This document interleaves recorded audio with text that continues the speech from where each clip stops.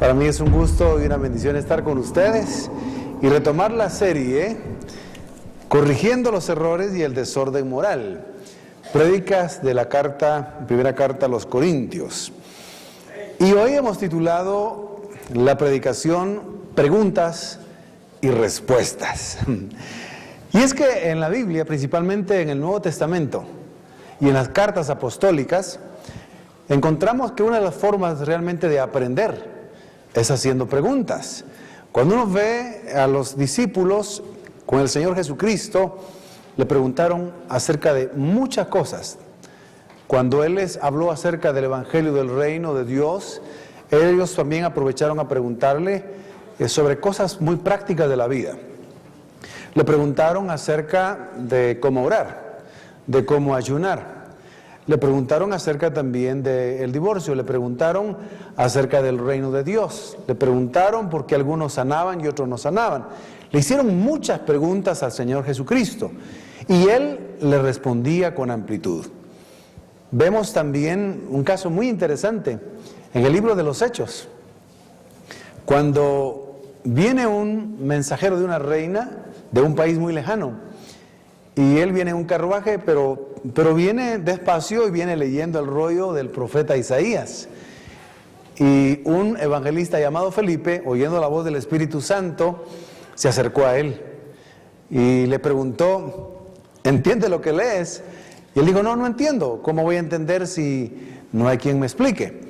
Y a continuación este hombre aprovechó que se acercó Felipe y le comenzó a preguntar asuntos acerca del Mesías, por ejemplo. Le dijo, esta parte de la Escritura lo dice para un cumplimiento ahora, ¿de qué está hablando? Y entonces aprovechó Felipe para responderle todas sus preguntas. Luego le habló de quién era el Mesías, se convirtió a Cristo.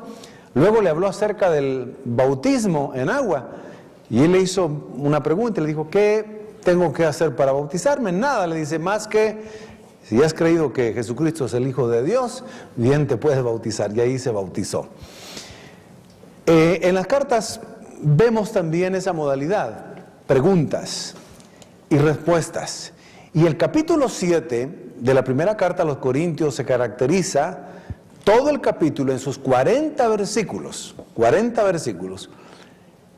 en que Pablo está respondiendo preguntas que le habían mandado por escrito los hermanos de Corinto.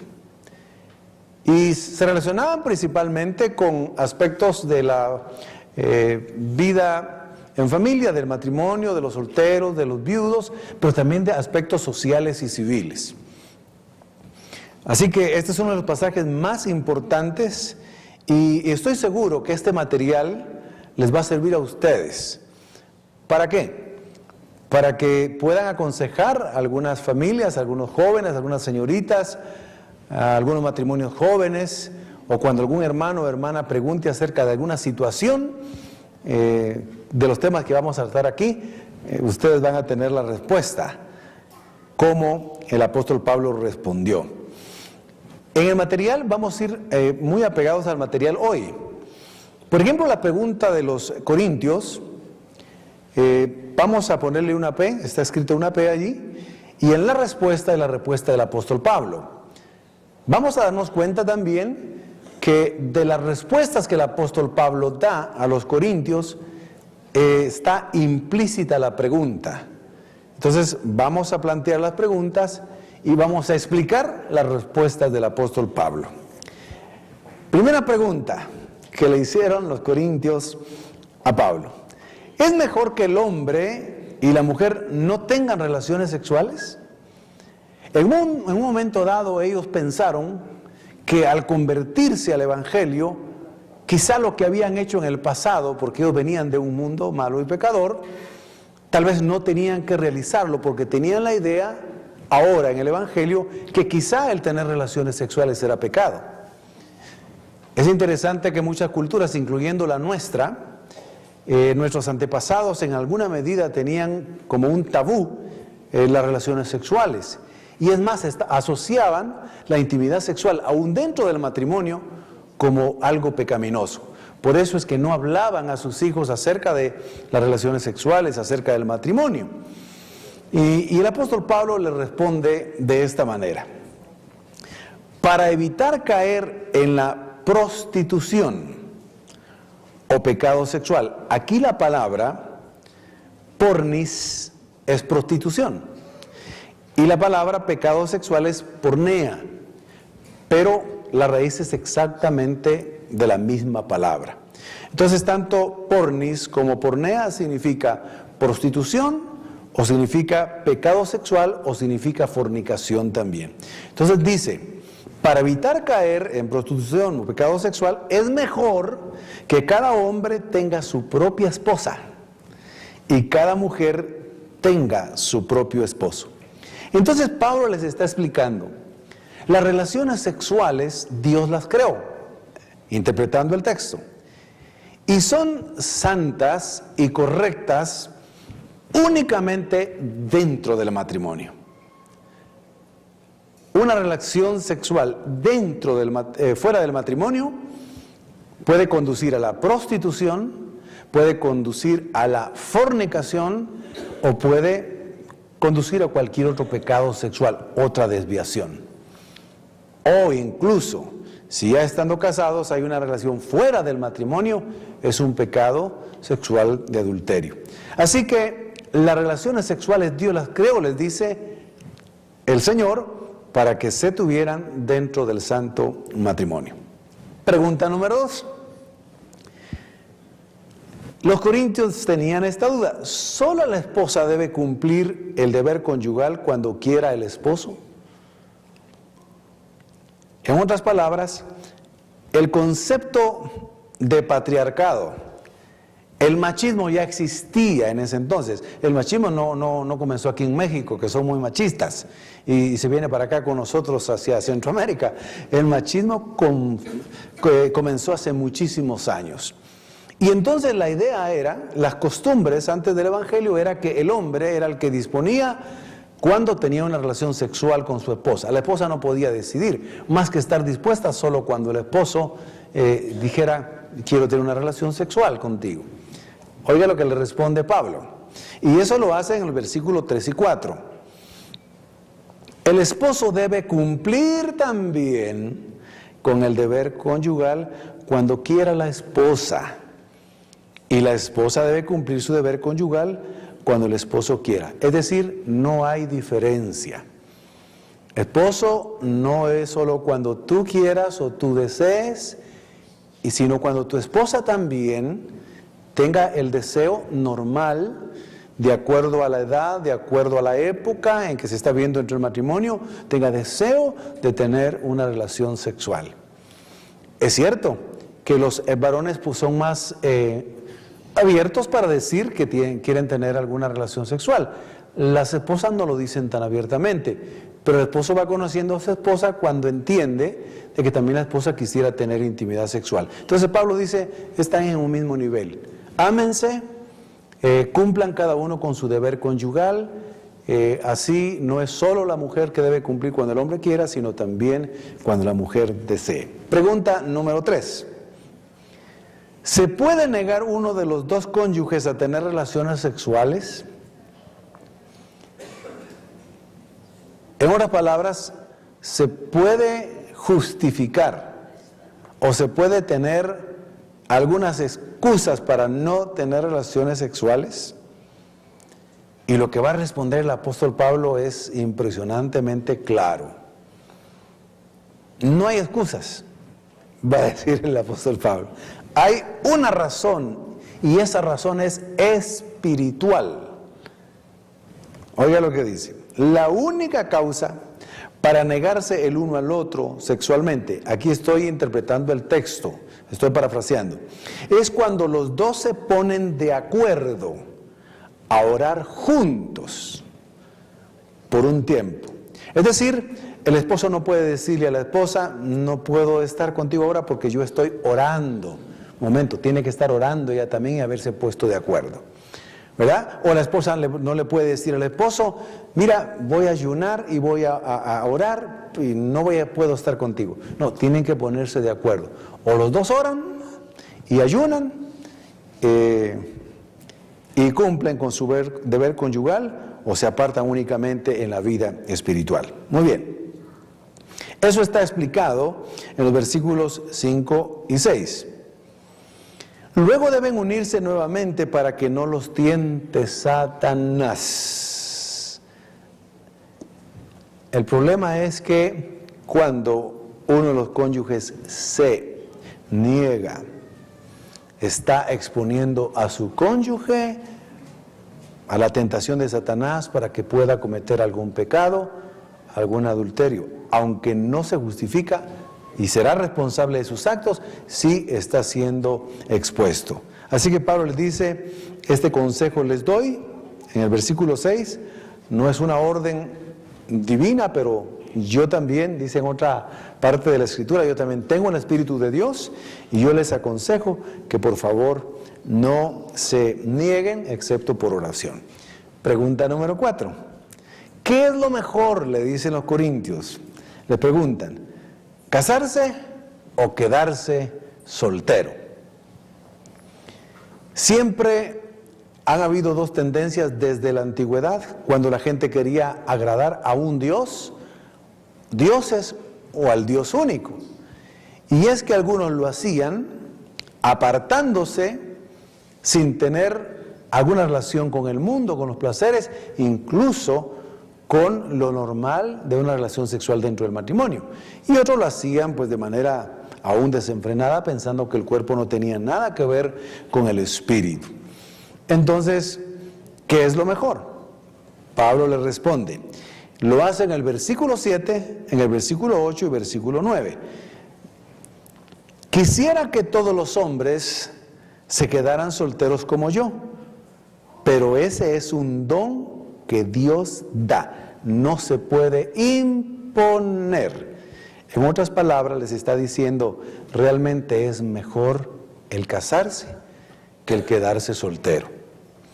El que se queda soltero por decisión, por elección, por convicción, es un don que Dios le ha dado. Fíjese que es un don. Ese es un don.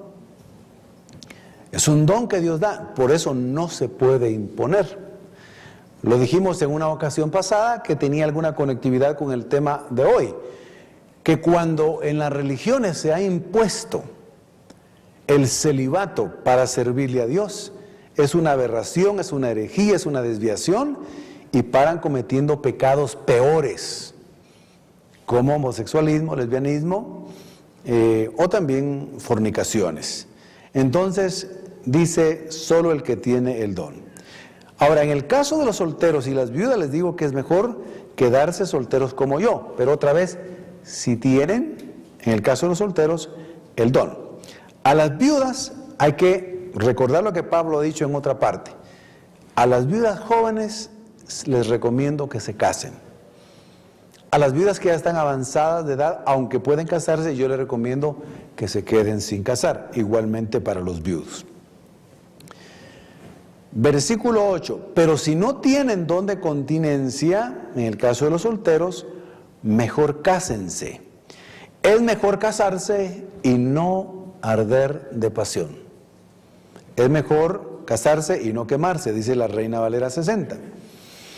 ¿Cómo es que se sabe que se tiene el don de la soltería? El don del celibato. En primer lugar, es la excepción.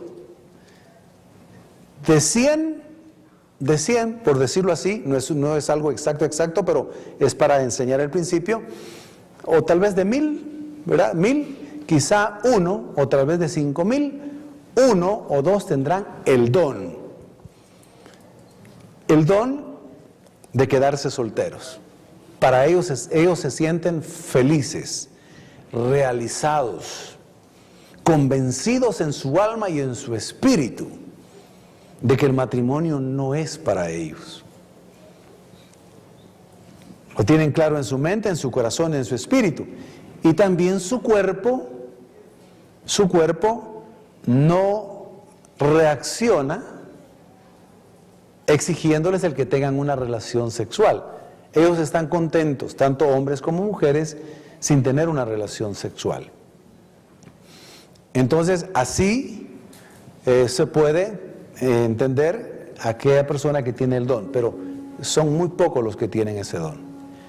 Por eso, el último consejo en el versículo 9 es interesante. Es mejor casarse y no quemarse, no arder de pasión. Aquel que tiene el deseo y cuando ya está comprometido o tiene un noviazgo para compromiso, obviamente ya ha demostrado que no tiene el don porque tiene atracción del sexo opuesto. Y ya tiene en su mente la ilusión de casarse.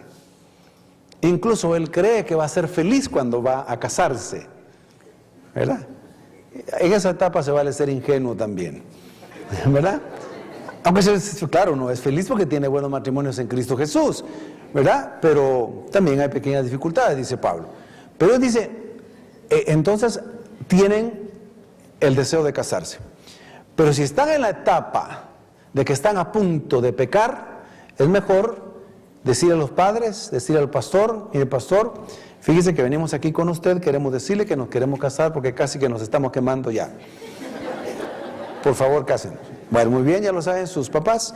Sí, ¿están de acuerdo? Muy bien. Entonces, ordenemos todo, cásense, porque es mejor casarse que arder de pasión y caer en pecado.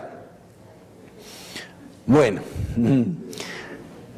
para la pregunta número 5 y la respuesta número 5 voy a hacer esta aclaración, que es una doctrina importantísima del Evangelio, que cuando no se sabe, se pone en esclavitud a los miembros de las iglesias.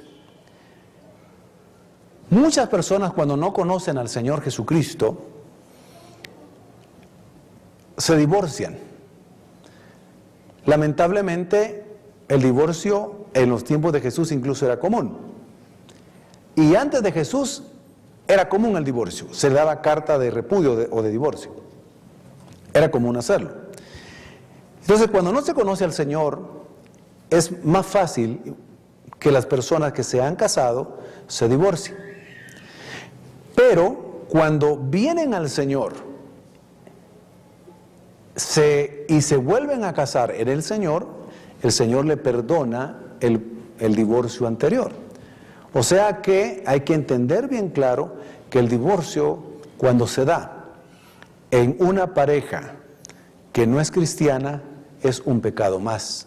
Es un pecado del corazón, duro, que no ha perdonado, claro, a causa de una infidelidad, o a causa de que no se llevaron bien, o a causa de cualquier otro asunto. Entonces, cuando vienen al Señor, el Señor les perdona todos sus pecados, incluyendo el divorcio. Entonces, se pueden casar de nuevo en el Evangelio. Entonces, ya estando en el Evangelio, aquí se aplica la pregunta. Tanto si se han casado desde el principio en el Evangelio, o vienen de un matrimonio, de un divorcio y de un matrimonio y de un divorcio anterior, ya en Cristo, aquí se aplica la pregunta y la respuesta.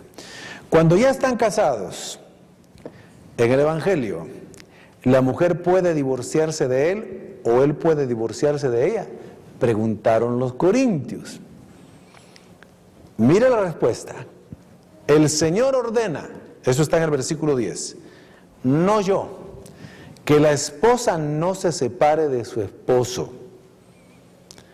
Pero si se separa, y aquí hay que recordar lo que Jesucristo dijo, sí se puede divorciar por causa de fornicación, de infidelidad. La infidelidad e incluso el maltrato físico casi siempre va de la mano con la infidelidad. Pero si se separa a causa de fornicación, como dijo Jesucristo, que no se vuelva a casar. En todo caso, que vuelva con su esposo, se reconcilien. De la misma manera, el esposo no se divorcie de su mujer. Mis queridos hermanos y hermanas, los que nos casamos en el Evangelio debemos de entender la seriedad del matrimonio ante el Señor. Es decir, allí el asunto es más serio. Si nos casamos conociendo la verdad, Cristo Jesús, si nos casamos siendo salvos, e hicimos votos delante de Dios, no lo hicimos en nuestras fuerzas, entonces allí, aunque hayan dificultades o problemas, allí dice el Señor, no se divorcien. Y si alguien se divorcia por causa de fornicación, como dijo nuestro Señor Jesucristo, que no se case. En todo caso, que se reconcilie con su marido, o la esposa o el esposo se reconcilie con su mujer. Así que hay que orar mucho, mis queridos hermanos, cuando ya estamos casados por medio del Evangelio en la iglesia, porque la voluntad de Dios es que permanezcamos juntos hasta que la muerte nos separe o el Señor venga por su iglesia. Pregunta número 6. Si uno de los dos cónyuges se convierte al Señor, ¿debe seguir viviendo con el esposo o esposa incrédula? Pregunta interesantísima, muy práctica para los corintios de aquel entonces y aún para nuestros tiempos. Los dos cónyuges, uno se convierte y el otro no. De esos casos hay muchos en todas las iglesias. Se convierte la esposa, normalmente es la esposa la que se convierte primero, y el esposo no se convierte y no se convierte. Y en este caso a veces es más tolerable. El trato del esposo le dice, no, está bien que vayas a la iglesia, o yo te voy a dejar, yo te voy a traer, está bien que vayas a la iglesia, no me gusta saber qué te van a decir allí, saber qué te van a enseñar, pero bueno, estás en la iglesia, está bien. De todas maneras ya te vi que ya cambiaste un poco y cambiaste para bien, así que está bien, pero yo no me voy a convertir en evangélico, así que te voy a dar permiso. Entonces ahí dice Pablo, no se vaya a separar de su esposo aunque éste permanezca incrédulo por un tiempo, sea incrédulo. No. Ahí el asunto hay que orar, hay que pedir al Señor para que se convierta. La respuesta de Pablo es clara, dice, si un hermano tiene una esposa que no se ha convertido, sería el caso opuesto al que mencioné, y ella acepta vivir con él, que el hermano no se separe ni la abandone. En este caso también, si es el esposo el que se convierte y la mujer no, suele ser menos este caso, pero a veces sucede. Entonces, si la hermana se convierte y el esposo permanece incrédulo, pero este también, o al revés, ¿verdad? Estaba explicando el otro caso, cualquiera de los dos, entonces ninguno debe de separarse de su cónyuge. La hermana o el hermano debe de tener paciencia con su mujer incrédula y la hermana debe tener paciencia con su esposo incrédulo. Si ambos aceptan vivir con los creyentes, que no se separen. En algunos casos pueden pasar años que el cónyuge incrédulo no llegue a los pies del Señor. Hay hermanas que han orado 1 año, 2 años, 5 años, 10 años, 15 años, y finalmente el Señor es tan bueno que escucha, y Él sabe por qué también, escucha la oración y se convierte el esposo. Sé también de esposos que han orado por años para que se convierta su esposa y finalmente lo hace. Por eso el apóstol Pablo dice que no se separe. Eso lo explica en los versículos 12 y 13. Las razones que el apóstol Pablo da están en el versículo 14, versículo 15 y 16. Dice, pues la esposa creyente da santidad a su matrimonio. Mira esta verdad espiritual. Cuando la esposa creyente tiene el esposo inconverso, la misericordia de Dios hace que la santidad que Dios ha puesto en la mujer cubra, tenga misericordia del esposo y la esposa.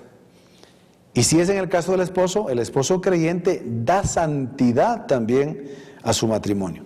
De otro modo, sus hijos no serían santos, pero ahora son santos. Este pasaje es uno de los pasajes más interesantes de la Biblia. ¿Cómo es posible que se mencione santidad alcanzando a los hijos y alcanzando al cónyuge incrédulo? Dios dice que cuando alguien de la casa se convierte, entonces hay promesa de que el resto se convierta. Entonces, la bendición y la salvación ha llegado a la casa, entonces la gracia, la misericordia y aún la santidad está cubriendo al cónyuge incrédulo y a los hijos. Por eso no se deben separar, porque puede cumplirse y debe cumplirse la promesa: cree en el Señor Jesucristo y serás salvo tú y tu casa. Por eso hay que tener paciencia, dice el apóstol Pablo, y no separarse. Sigue diciendo: en cambio, si el esposo o la esposa que no es creyente insiste en irse, dejen que se vaya.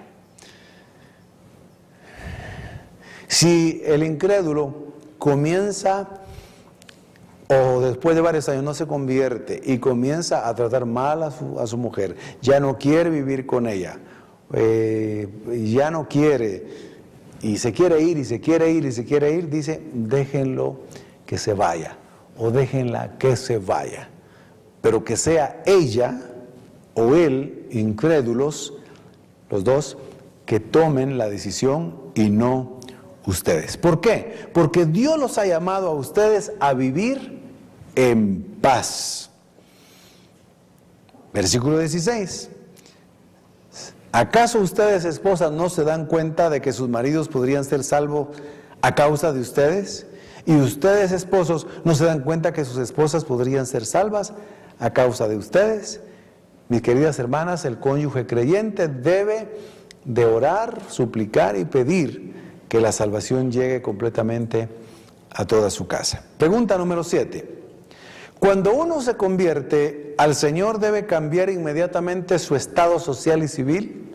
Esa era la pregunta implícita. Y es importante que el apóstol Pablo esta respuesta la menciona en tres versículos, 3 pasajes.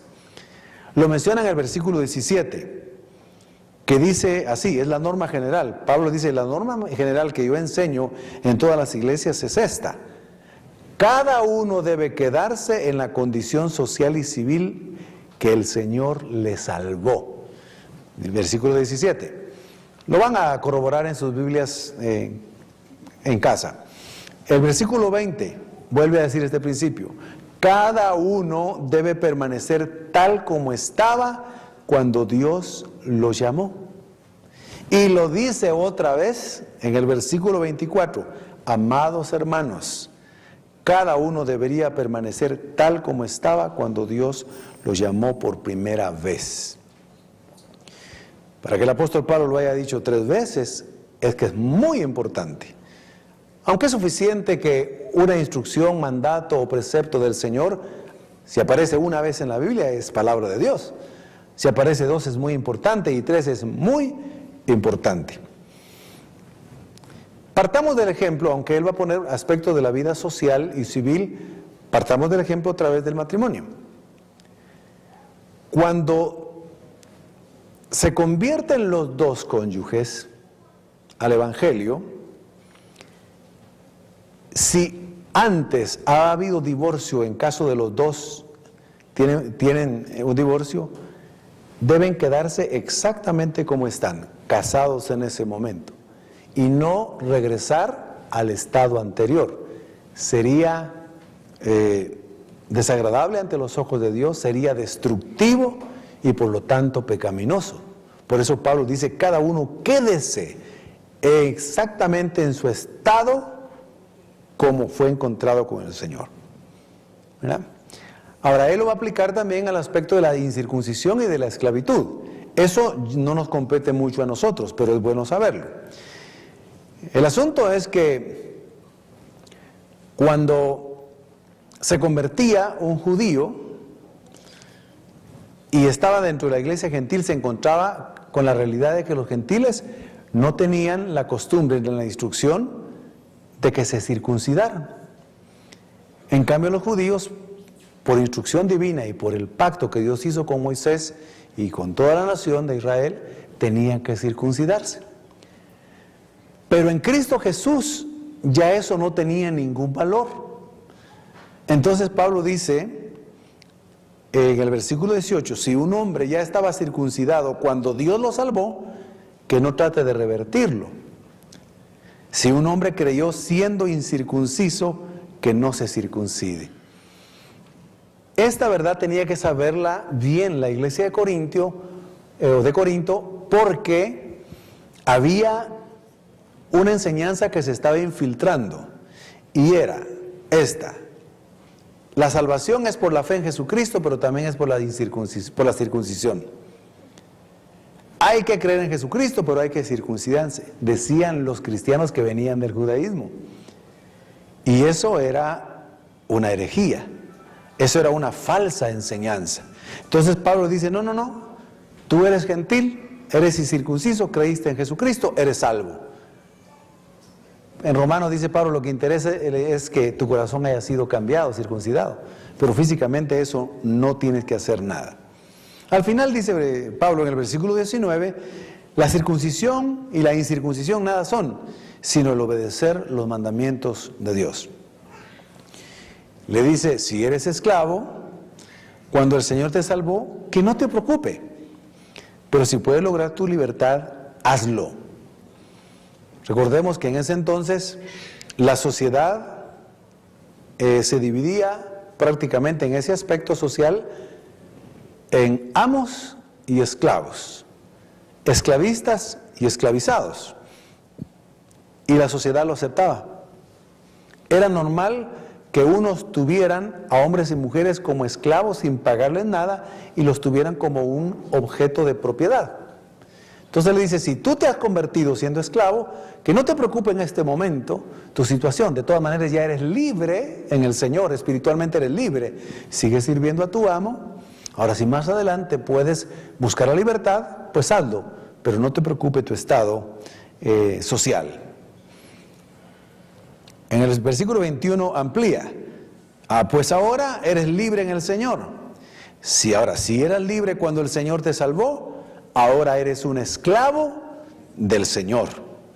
Un esclavo por amor, ¿verdad? Versículo 22. No te preocupes, en Cristo ya no eres esclavo de nadie, aunque sigas siendo trabajador de alguien o esclavo de alguien.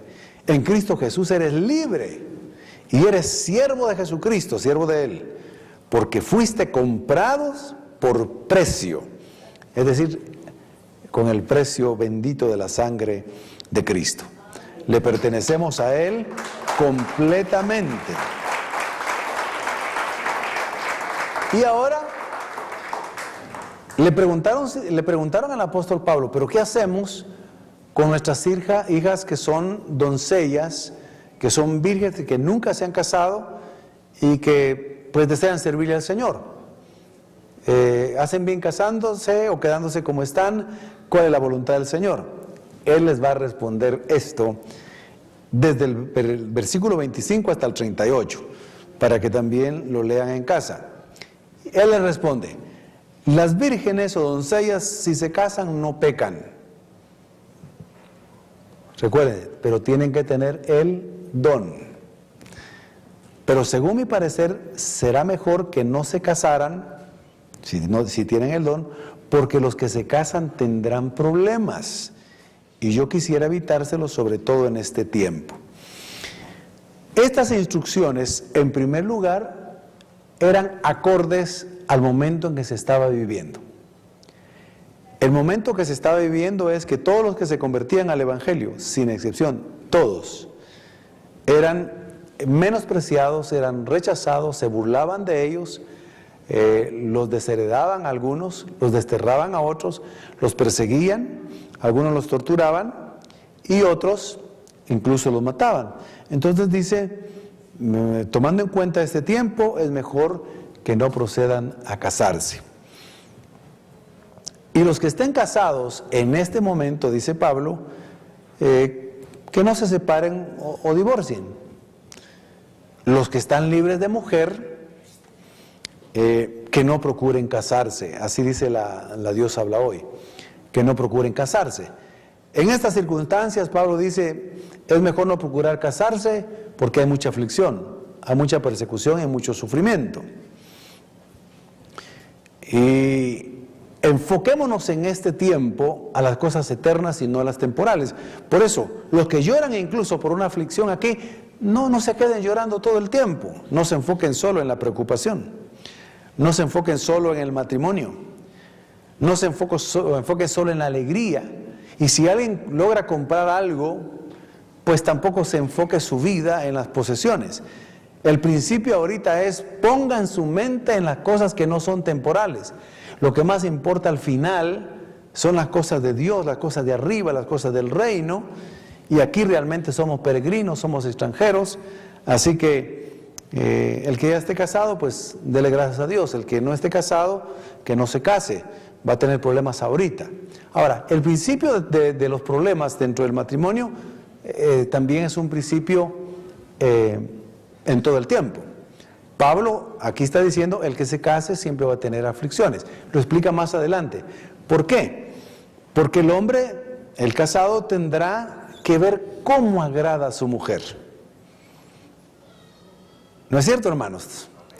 Tenemos que ver cómo agradamos a nuestra esposa. Y a veces, como somos muy lentos, solo usando el lado derecho del cerebro, nos cuesta a veces entender cómo querer agradar. Claro, las queremos agradar, pero a veces no lo hacemos como debiéramos hacerlo. Entonces ahí hay unos pequeños problemitas. La mujer, dice, tiene que ocuparse también de cómo agradar a su marido. Y peor, si el marido le salió un poquito inconforme, casi que le va a costar agradarlo, aquí y allá. El asunto es que Pablo dice: yo quisiera evitar esas cosas, pero no es una regla en todos los matrimonios. Muy bien, sigue diciendo: y cuando disfruten de las cosas buenas de este mundo, no le den tanta importancia, porque la apariencia del mundo pasa. El principio es, mis queridos hermanos y hermanas, les dice: están en libertad de hacer lo que quieran. Pueden hacerlo. Si dan a su hija en casamiento, lo hacen bien, no pecan. Si no la dan en este tiempo, es mejor, diría yo. Pero pueden hacerlo con libertad. Una de las últimas preguntas que vemos en todo el capítulo 7, y con eso estamos pasando del capítulo 7 y luego entraremos al 8, es la pregunta que le hicieron: ¿se puede casar un cónyuge cuando queda viudo? Versículos 39 y 40, el apóstol Pablo lo explica. Sí se puede casar, porque está unido por la ley mientras está vivo con su cónyuge. Pero cuando este muere, está libre para casarse con quien quiera, pero con alguien que sea creyente. Pero para mí, y yo tengo el Espíritu de Dios, dice Pablo, cuando da algunas instrucciones, que sería más feliz si se quedara soltero. Muy bien, tenemos un poquitito más de 5 minutos y vamos a dar oportunidad a 4 preguntas. Es la oportunidad que las hagan. Pueden hacerlas con micrófono o pueden hacerlas por escrito. Y que sea en relación al tema acá, ¿verdad? No, al tema que hemos expuesto, más o menos con estos temas. En este momento no sería bueno preguntar sobre los 4 jinetes del Apocalipsis o si somos salvos o no, ¿verdad? Sino sobre estos temas. 4 preguntas.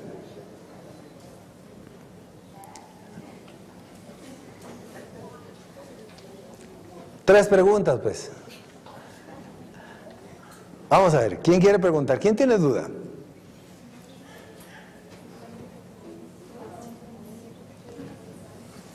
Los del segundo servicio sí se las saben todas, ¿eh? Segundo servicio de la tarde, ¿eh? Ahí hay una pregunta. Gracias. Sin duda. ¿Ya salió de duda? Ya se arrepintió la hermana. Ahí hay una pregunta. Vamos a tener que correr un poquitito acá al centro. ¿Dónde está?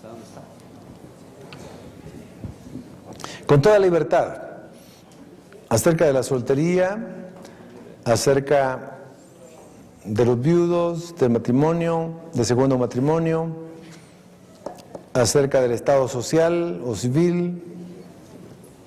Buenas tardes. Buenas tardes. Mi pregunta es que si alguien creyente estaba viviendo con alguien pero no están casados, o sea, alguien que no era creyente pero ¿No era creyente no o era no? creyente, ajá, pero estaba solo unido. Están solo unidos, pero de ahí ella se volvió creyente, pero sigue viviendo con la persona, pero solo en unión de hecho. Ah, muy bien. Es muy oportuna su pregunta. Cuando usamos la palabra unión de hecho, realmente no tiene un asidero legal. Para que alguien sea declarado que con unión de hecho, el trámite es más largo que casarse. Cuando usted le pregunta a un abogado, mire, fíjese que queremos legalizar nuestra unión de hecho, entonces los requisitos son muchos más que casarse. Entonces, una unión de hecho realmente no existe a menos que sea legalizada, pero van a haber muchos requisitos que cumplir. En cambio, cuando alguien se va a casar, básicamente necesita que sean solteros por viudez, o, muy bien, gracias, o solteros, llevar su DPI, ¿verdad? Claro, con toda la voluntad de los padres y demás, todo lo que se ha visto, ir con un abogado y los casan sencillamente. Entonces, una persona, aunque sea creyente, si están viviendo sin casarse legalmente o sin legalizar la unión de hecho, que cuesta más, insisto, entonces están en pecado y hay fornicación, ¿verdad? Aquí hay una segunda pregunta. Si un matrimonio se separa sin divorciarse y la esposa tiene un bebé de ese hombre y fallece, ¿puede regresar con el esposo? Voy a repetir la pregunta para entenderla bien. Si un matrimonio se separa sin divorciarse y la esposa tiene un bebé de ese hombre y fallece el bebé, tiene un bebé en una relación que eran dos unidos. muy bien, Una relación, la señora con otro hombre y tiene un bebé. muy bien, Pregunta si se puede regresar a su primer marido. Yo lo entiendo así. muy bien. Al morirse el bebé,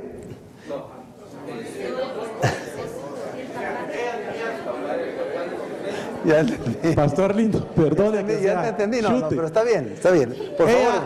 era, así entiendo, ella tenía a su pareja, Sí, se fue a vivir con otro hombre y tuvo un hijo con ese hombre. Ese hombre murió y ella pregunta si puede volver a regresar con la pareja, hipotéticamente, me imagino que estaba casada. ok. Si estaban casados con el primero, sí, pero se lo voy a decir a usted para que usted se lo explique a ella. No, gracias, hermano. Es que no sé quién la hizo, ¿verdad? Muy bien, gracias, hermano. Si estaban casados con el primer esposo, sí puede regresar si el esposo la perdona. O sea, no hay ningún inconveniente si el esposo la recibe y la perdona. Ahora, donde no se puede regresar es en este caso, que es bueno mencionarlo. Por ejemplo, cuando alguien se casa o se casaba en el Antiguo Testamento, se divorciaban, entraban a un segundo matrimonio y se casaban, y luego se divorciaban, entonces ninguno de los dos podía regresar al primer matrimonio porque ya había habido un segundo matrimonio. Entonces ahí sí ya no se podía regresar. En el caso del primero, sí no hay problema. Donde me confundía era, dice, y fallece, pero no sabía si era el hombre o el bebé.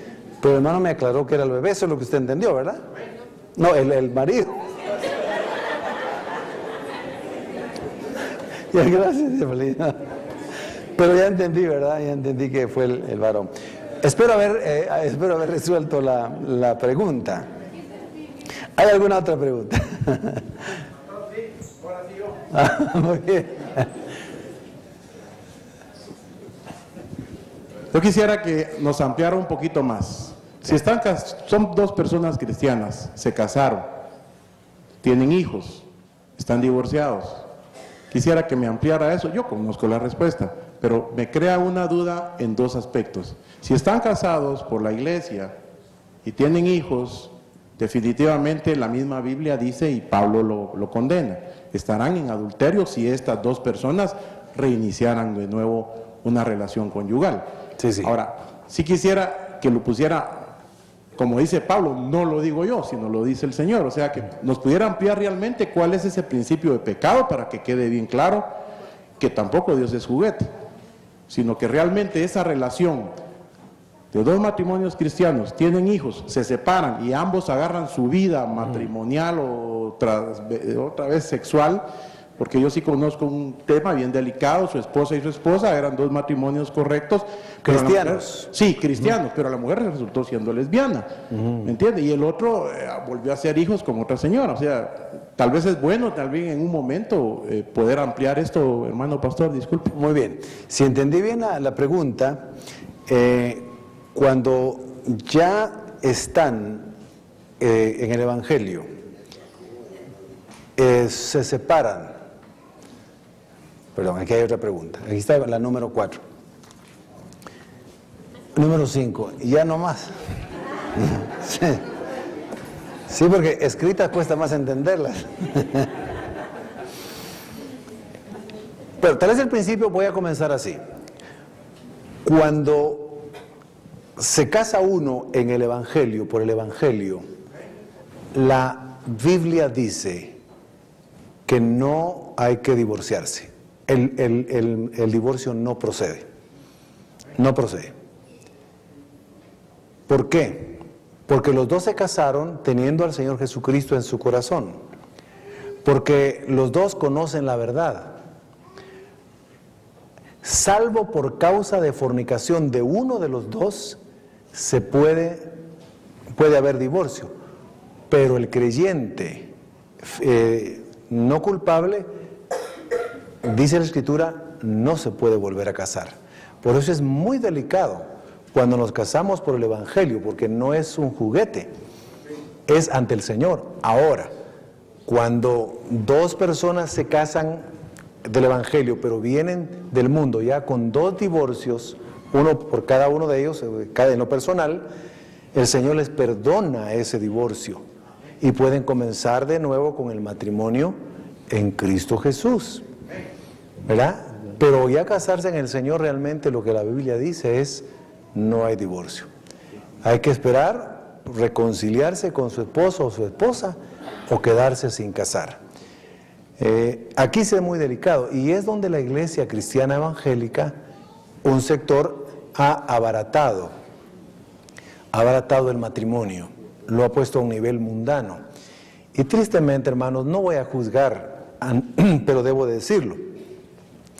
Incluso ministros en muchos países del mundo, habiéndose casado por el Evangelio, siendo los dos cristianos, han dicho que el Señor les reveló que deberían de separarse de su mujer y casarse con otra.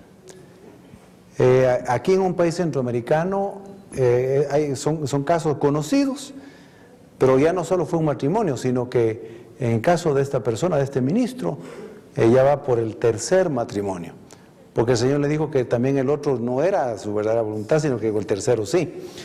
Entonces eso ya es una manipulación y es pecado. En el Evangelio, cuando nos casamos por el Señor Jesucristo, ya no es válido el divorcio salvo por causa de fornicación, pero no debe de haber un segundo matrimonio. Muy bien, vamos con la otra pregunta que está aquí. Dice: una pareja se conocieron, no eran creyentes y se unieron hace un año.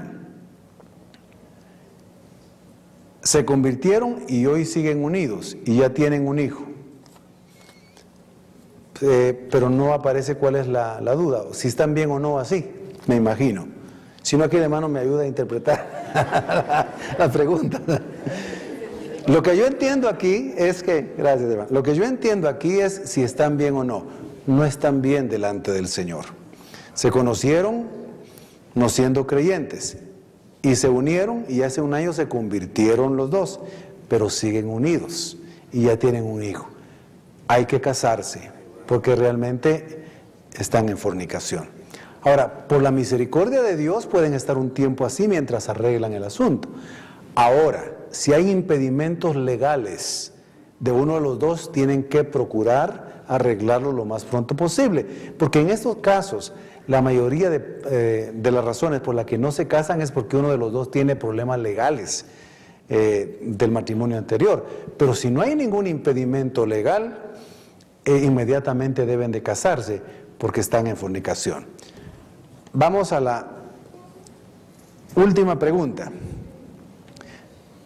Si la mujer casada se enamora de otro hombre, tiene un hijo, ¿puede divorciarse y casarse con el segundo?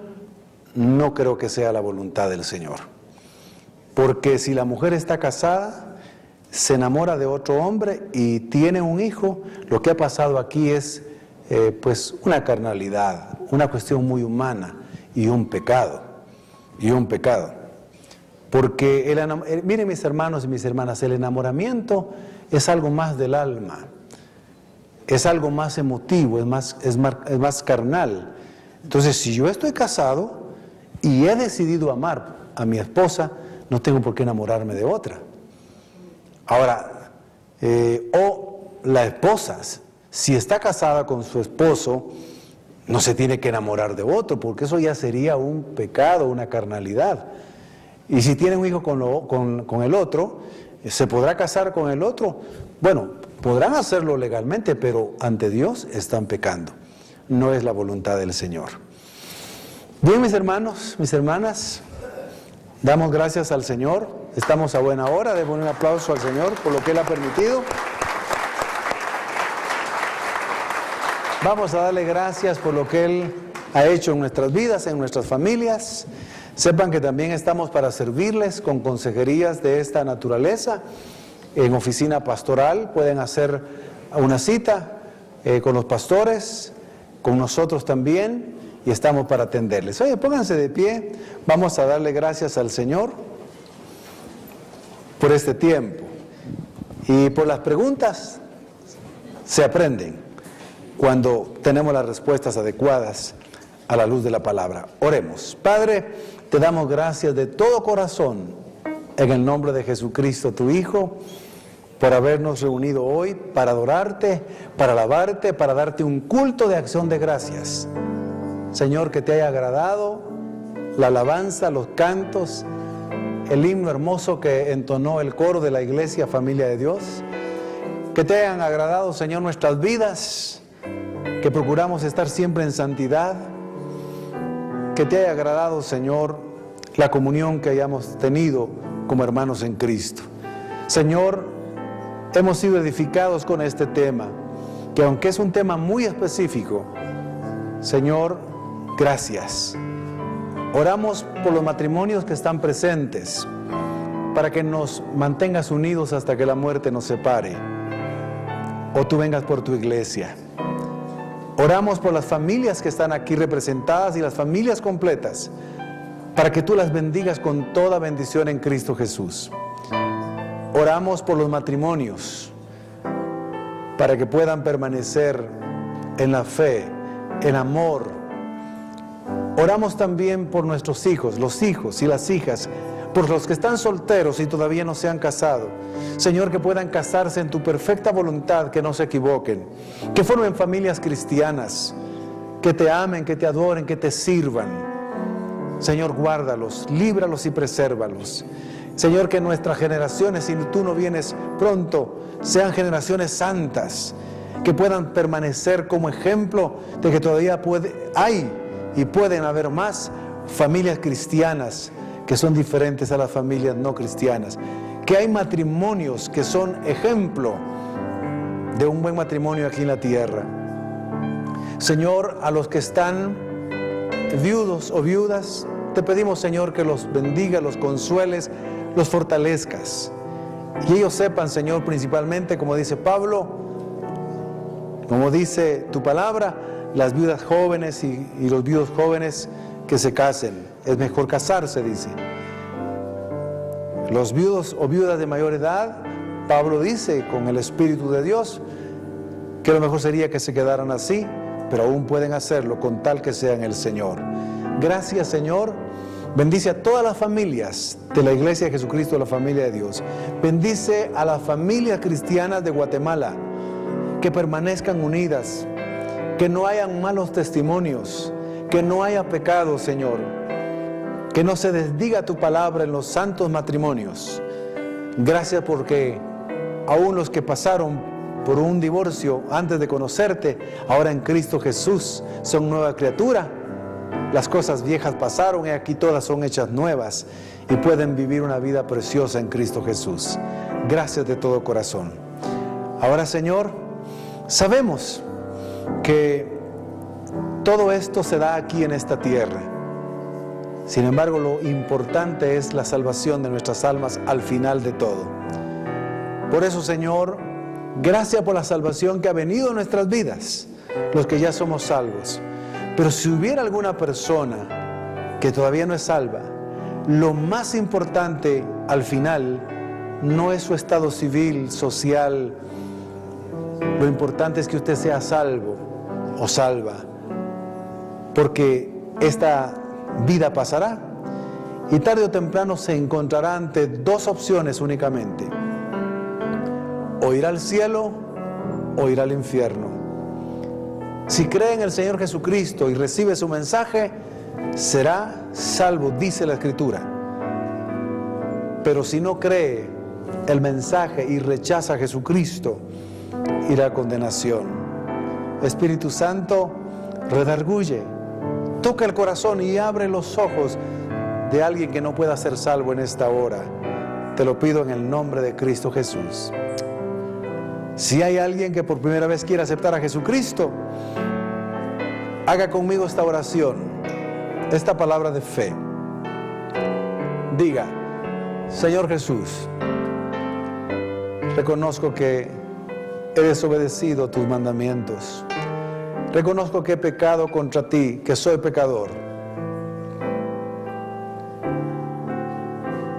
Me arrepiento de todo corazón. Sálvame, Señor Jesús. Entra a mi vida. Te confieso con mi boca que eres mi Señor. Creo en mi corazón que resucitaste de entre los muertos al tercer día. Te recibo como mi Salvador personal. Amén. Amén.